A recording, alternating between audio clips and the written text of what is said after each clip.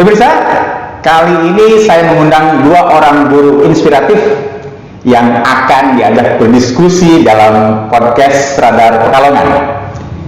Mereka adalah Bapak Aloysius Kristianto, Kepala Sekolah SMP Negeri 29 Semarang, dengan taktik baik, Jamboat jadikan pembelajaran lebih atraktif.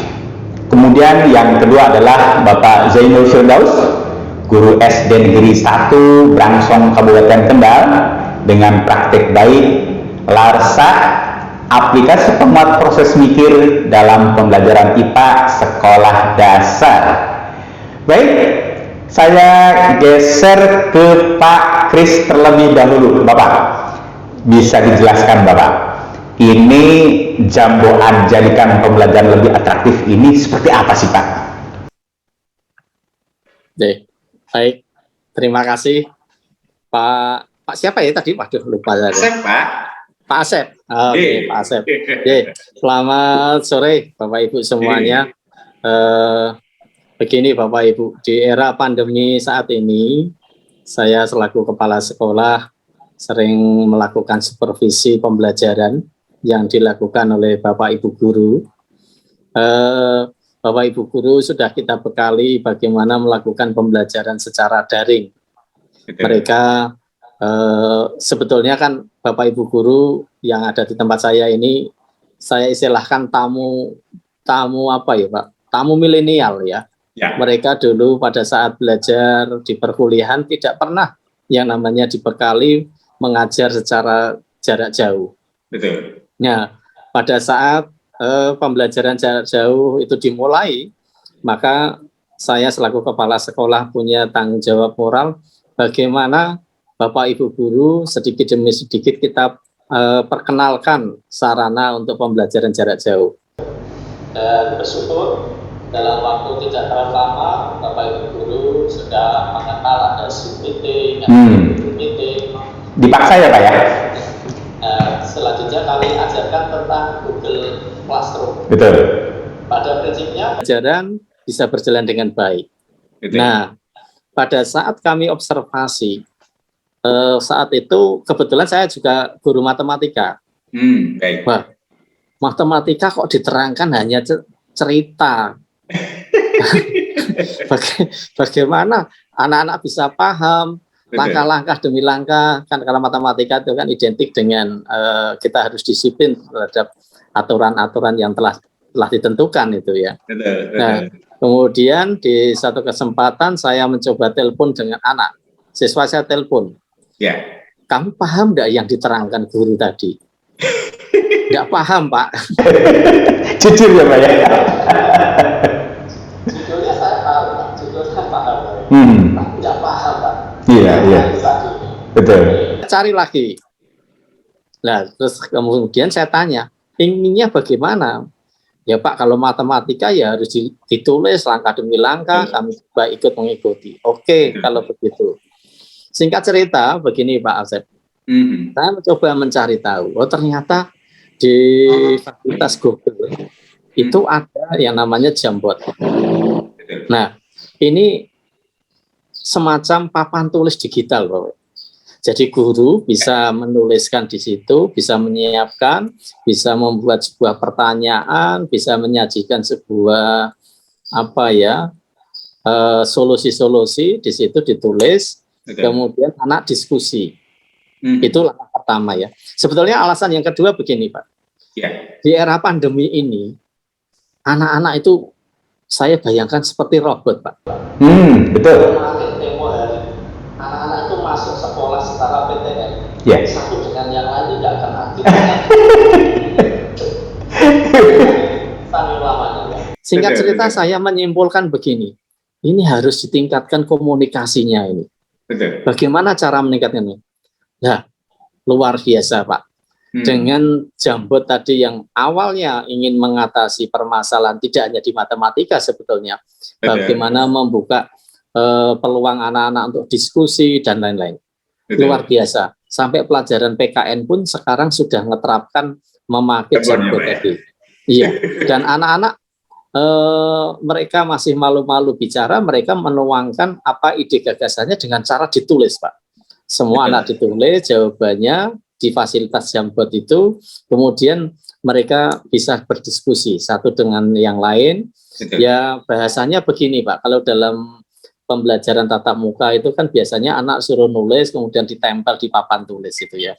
Kemudian yang lain berkeliling membaca. Lah, dengan Jambot ini luar biasa. Anak-anak bisa aktif.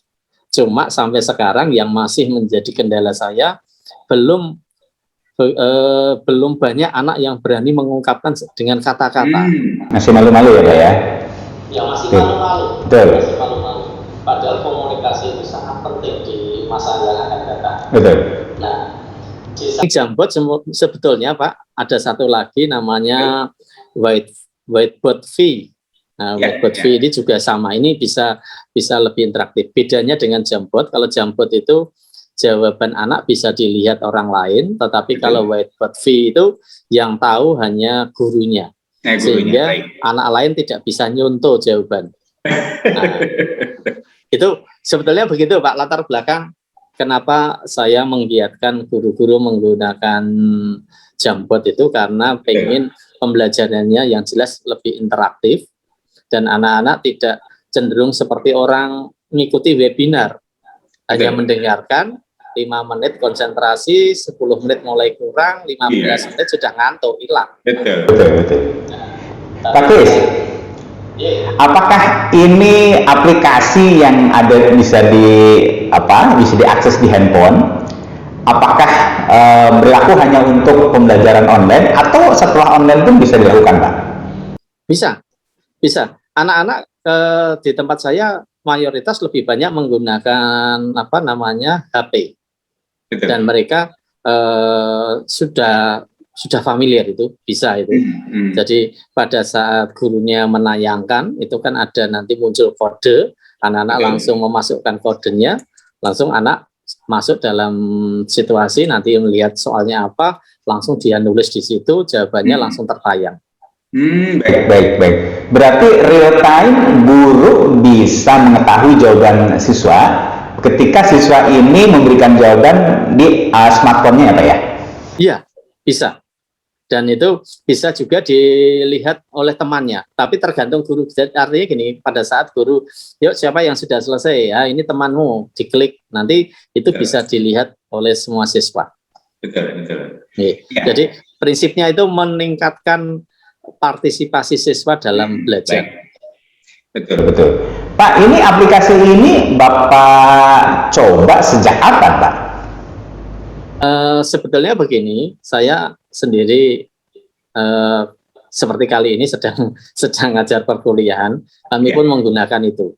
Jadi saya coba sejak pandemi itu sebenarnya sudah menggunakan. Cuma untuk tataran teman-teman ini kan tadi saya sampaikan, teman saya ini rata-rata sudah banyak yang 50 ke atas. Kalau 50 itu kan sudah bukan generasi milenial tapi tamu milenial.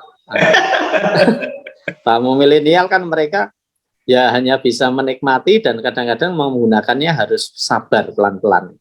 Betul. Artinya kebetulan pembelajaran jarak jauh dengan menggunakan metode online, akhirnya Bapak nemu ini dan ini sangat efektif ya Pak ya? Iya, dan setelah beberapa guru menggunakan, saya tanya ke siswa bagaimana pendapat anak tentang pembelajaran ini. Mereka sangat senang. Mereka tidak terkesan hanya mendengarkan dan akhirnya tidak paham. Tapi mereka bisa belajar mengeluarkan ide gagasannya. Yang terpenting di era seperti saat ini kan ke depannya guru bukan memberi materi tapi bagaimana memfasilitasi anak untuk belajar. Betul. Baik, Pak Kris, terima kasih atas waktu dan presentasinya, luar biasa. Ini hal baru yang patut ditiru oleh sekolah-sekolah yang lain dan insya Allah hasilnya akan luar biasa kan. Pak Kris, terima kasih. Saya geser ke Pak Firdaus. Baik, Pak Firdaus, dari SD Brangsong Kabupaten Kendal. Nah, ini saya agak bertanya-tanya ini, LARSA itu apa ya? Aplikasi penguat proses mikir dalam pembelajaran IPA sekolah dasar. Bisa dijelaskan, Pak Firdaus? Terima kasih Pak Asep. Jadi Assalamualaikum warahmatullahi wabarakatuh. Bapak Ibu yang saya hormati, saya mengulas sedikit dari apa sih LARSA itu. LARSA itu sebetulnya sebuah singkatan yang terdiri dari singkatan dari larutan campuran. Nah, ini adalah sebuah media atau aplikasi ya Android yang saya buat untuk anak-anak, di mana aplikasi ini digunakan sebagai lab virtual. Jadi anak-anak tadinya tidak hanya melaksanakan kegiatan percobaan pada di dunia nyata yang melalui proses mikir itu, tapi juga melaksanakan percobaannya di lab virtual. Jadi hal ini muncul ya tentunya betul tadi disampaikan oleh beberapa pemateri yang sudah terkait dengan teknologi ya, di mana masa pandemi ini mau tidak mau guru itu harus berimprovisasi nih. Guru ini mau tidak mau harus melek teknologi, karena bagaimanapun penghubung kita dengan anak-anak di rumah itu melalui teknologi itu. Jadi sesedikit apapun minimal itu mereka mengenal Zoom, dan sudah bisa menggunakannya. Kemudian waktu pandemi ini juga kesempatan seluas-luasnya bagi guru juga untuk bisa membekali diri sebanyak-banyaknya, mempersiapkan diri ya terkait dengan hal-hal apa yang kira-kira bisa dikembangkan, termasuk pengembangan media pembelajaran, karena sarana belajar guru sekarang semakin banyak, tidak hanya melalui buku ya, dulu kalau melalui buku, melalui internet, tapi sekarang pelatihan-pelatihan, webinar-webinar yang bisa dilaksanakan tadi ya, selama device-nya masih banyak, itu bisa kita melaksanakan banyak kegiatan. Nah, itu salah satu latar belakang dari yang saya gunakan aplikasi ini. Kemudian singkat cerita, saya melakukan mencoba membuat sebuah aplikasi Android ya, yang saya namakan LARSA, karena singkatan dari larutan campuran. Nah, tentunya aplikasi atau media apapun yang kita buat tidak menjadi senjata utama dalam pembelajaran ya. Seringkali saat kita melakukan pembelajaran, terutama di masa pandemi ini, kalau sudah kita membuat video pembelajaran misalnya, kita kasih saja video pembelajaran, kemudian anak-anak nanti disimak ya, kemudian dikerjakan soalnya selesai gitu kan. Jadi proses mikirnya malah ditinggalkan. Nah, justru di dalam rekomendasi ini, bagaimana tadi juga sudah disampaikan bahwa pandemi itu pandemi pada masa daring tetap mikir. Proses pembelajarannya tetap sesuai dengan konsep mikir, bagaimana anak-anak diajak untuk mengamati, mencoba dulu, mengkomunikasikan, merefleksi hal-hal yang penting terkait dengan pembelajaran itu. Seperti yang saya lakukan di mata pelajaran IPA di kelas 5 ini adalah terkait dengan materi larutan campuran. Nah, saya juga menerapkan proses mikirnya terlebih dahulu, tidak hanya segera memberikan aplikasinya ini kepada mereka, kemudian mereka menggunakan, tidak, tapi melalui kebetulan tempat kami itu sudah pembelajaran tatap muka, jadi kami lakukan blended learning, hybrid learning, di mana anak-anak di rumah kita libatkan juga untuk pembelajaran.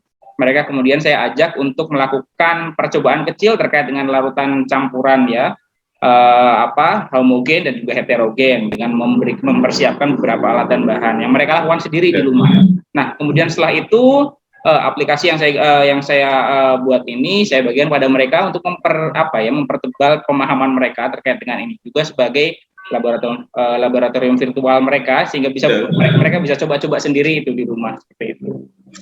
Pak Firdaus, secara teknis step by step bisa dijelaskan nggak Pak menggunakan aplikasi ini? Oke. Kalau boleh saya tunjukkan ya, ini aplikasi seperti ini. Oh ya, baik. Nah, aplikasi ini saya buat juga. Ini bikinan Pak Firdaus sendiri ya?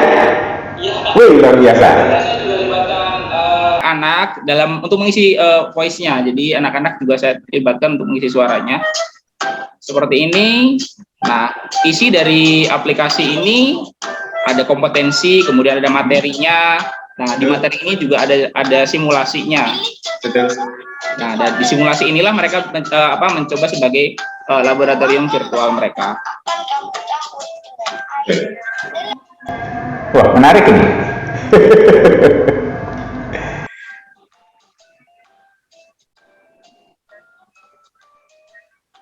Jadi mereka bisa memilih bahan yang mereka ingin campurkan di dalam gelas dengan cara di-drag saja, dimasukkan ke dalam gelasnya, kemudian akan muncul larutan campuran apakah yang mereka campurkan itu. kemudian mereka menjawab. Kamu benar. Baik. Nah, kurang lebih seperti itu, Pak Asep. Betul. Ya, Pak Firdaus, ini kan hanya salah satu kompetensi dasar dari ini dari satu mapel misalkan ya. Berarti punya kesempatan yang cukup banyak untuk membuat eksperimen dan membuat aplikasi yang lain dong, Pak?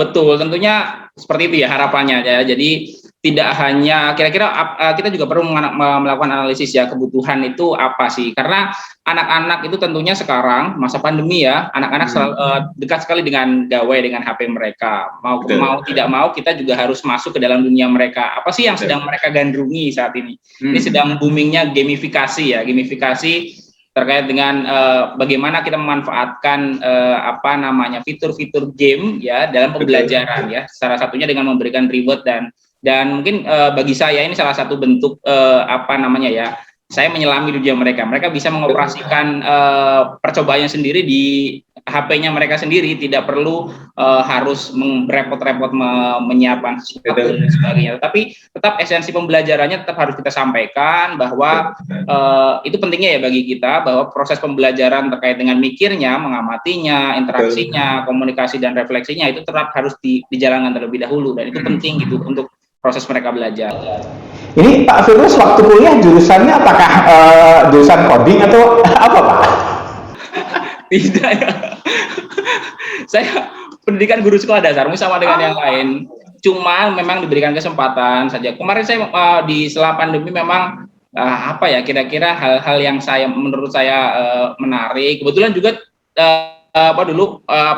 pengembangan saat skripsi juga saya mengulik tentang aplikasi-aplikasi itu. Jadi udah saya kembangkan saja gitu. Betul. Pak, evaluasi dengan metode pembelajaran ini dari sisi pemahaman siswa gimana Pak sebelum ada aplikasi ini dan sesudah?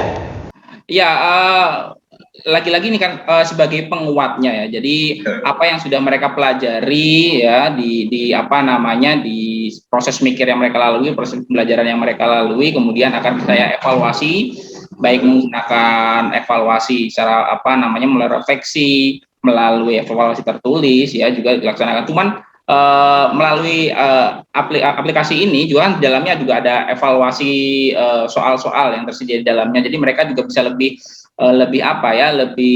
bisa mendapatkan variasi terkait dengan pemahaman konsep homogen dan heterogen larutan itu melalui soal-soal latihan yang mereka kerjakan melalui aplikasi ini. Jadi tentunya memperkaya wawasan mereka terkait untuk memahami materi ini begitu. Baik, dengan dengan membuat aplikasi ini maka siswa semakin paham dan semakin sering praktek ya Pak ya. Kurang lebih begitu harapan saya. Baik, Pak Firdaus, Pak Kris, terima kasih luar biasa. Semoga siswa semakin diberikan pencerahan dengan aplikasi-aplikasi yang dibuat oleh Bapak berdua, dan mudah-mudahan generasi yang akan datang akan berhasil dengan kerja-kerja Bapak sekalian dengan aplikasi yang smart ini. Pemirsa, demikian perbincangan saya dengan dua orang guru yang smart ini, luar biasa. Mudah-mudahan di masa yang akan datang siswa yang sekarang di SD dan di SMP akan menjadi pemimpin karena hasil dari guru yang luar biasa tadi. Kita bisa berjumpa dalam segmen yang berbeda. Assalamualaikum warahmatullahi wabarakatuh.